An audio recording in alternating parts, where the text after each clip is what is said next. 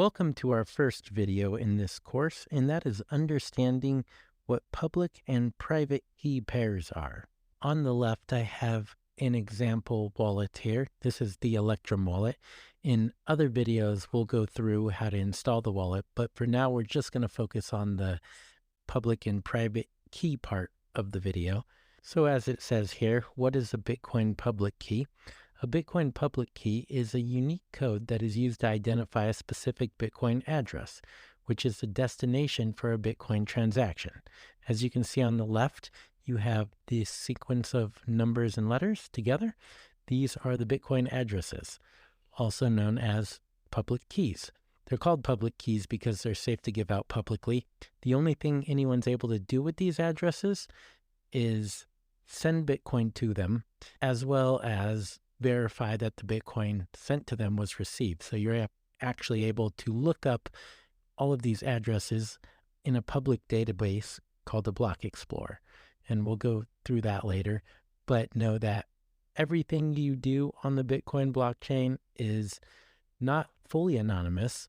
It's pseudonymous, which means your name is not tied to any of these transactions, but all of the transactions are publicly viewable by anybody who has the Bitcoin address. So these are safe to give out because the only thing another individual can do is send Bitcoin to them. They can also publicly look them up and see the balance and the transaction details, everything excluding any personal identifying information. No personal information, just numbers, dates, and amounts. But this is the Bitcoin public key, and the wallet manages the private key function for you, so you don't actually have to do anything. So that basically covers the public key. Let's go into what is a private key.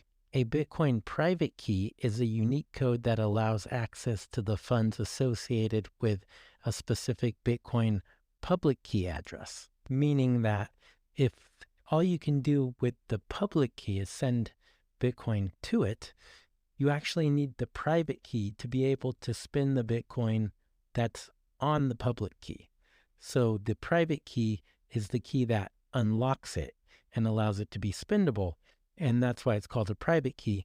That is something that you never want to give out, because if you give that out, someone can access the funds that are on the public key. So if you right-click on this public key, you can go to private key. Click on that, and then it will give you this longer number here. And this is the private key that corresponds directly to that individual specific public key.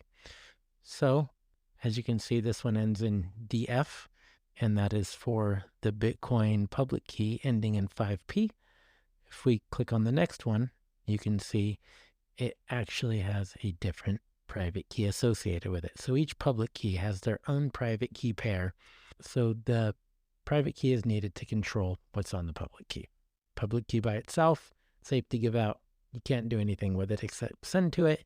You need the private key to spend from it, and the wallets manage all of that in the back end. When you go to send, you put the pay to address, so you would enter somebody's public key here that you were paying to, and then the amount.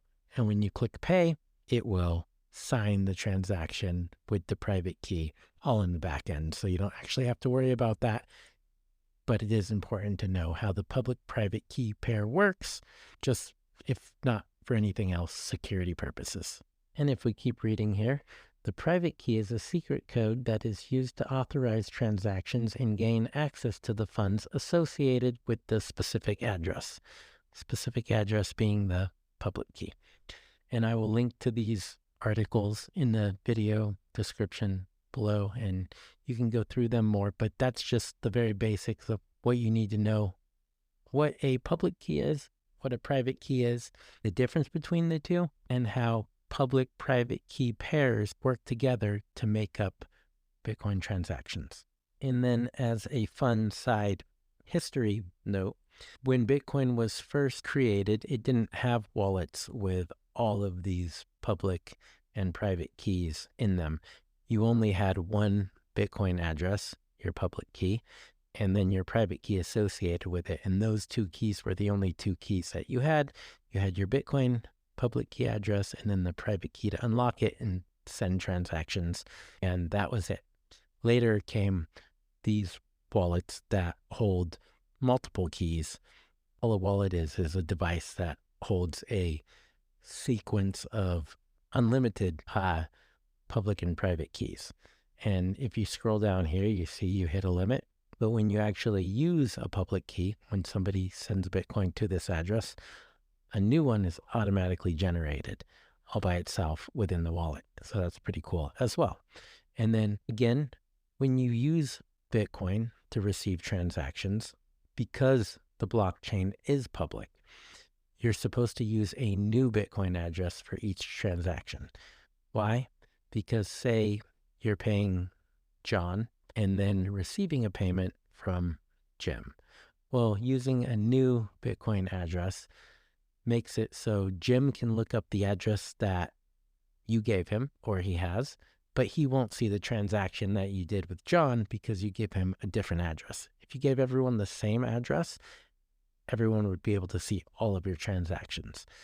So with that, these wallets have change addresses.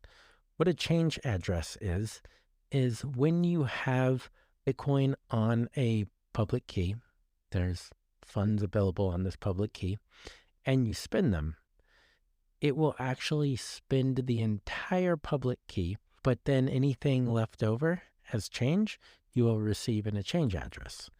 So think of it as each public key being a dollar bill.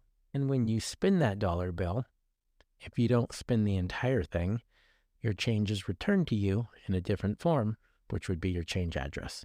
So the wallet keeps track of all that for you, but what it does is it makes it so every person you give a new Bitcoin address to can't see your past transactions. And even if they follow a link of transactions, which they can do, they don't know for certain that they're all your transactions. They could be previous transactions from before you got the Bitcoin. And we'll go through that in later videos when we go through the Block Explorer and what that is and how to use it. If this is all a little confusing at first, that's perfectly fine. This is just the first video. In future videos, we're going to go through how to actually send a transaction and do that live, and you'll get the hang of it by the end of this course, I'm sure. But as for this public and private key section of the course, that basically concludes that, and we look forward to seeing you in the next video.